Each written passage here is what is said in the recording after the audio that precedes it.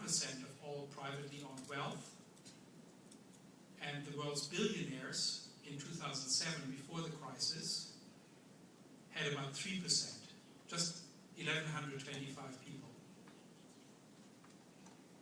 Here is another way of looking at that. You can see it more easily maybe on this pie chart.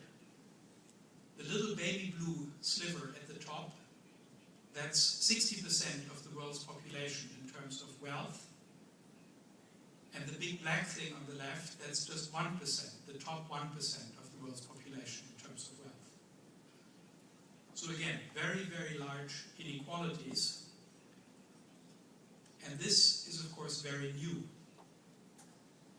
Inequality has never been this high, and poverty, which has always existed, has never been as easily avoidable as it is today. If you take the World Bank's poverty statistics and ask how much is the shortfall of all the poor people from the World Bank's poverty line, you find that it is about $76 billion, or 0.17% of world income.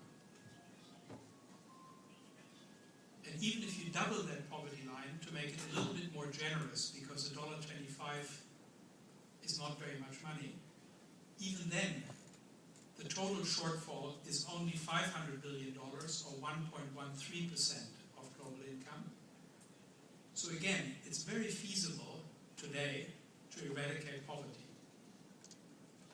The world poverty problem is very small economically today, and that is a new thing. Even 40 years ago, it would have been very difficult to eradicate poverty, but today it is quite possible because the world has become so much richer in aggregate. So here this diagram summarizes the information one more time. You see there are 3 different poverty lines, and they are denominated in international dollars. International dollars are American dollars converted at purchasing power parity. So you don't use the exchange rate at the bank to convert, but you use purchasing power equivalents.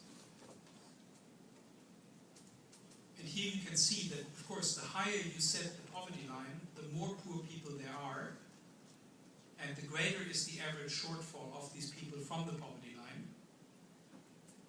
But even, as I said, even at the highest level of $2.50 per person per day, the entire shortfall is still only 1.13% of world income.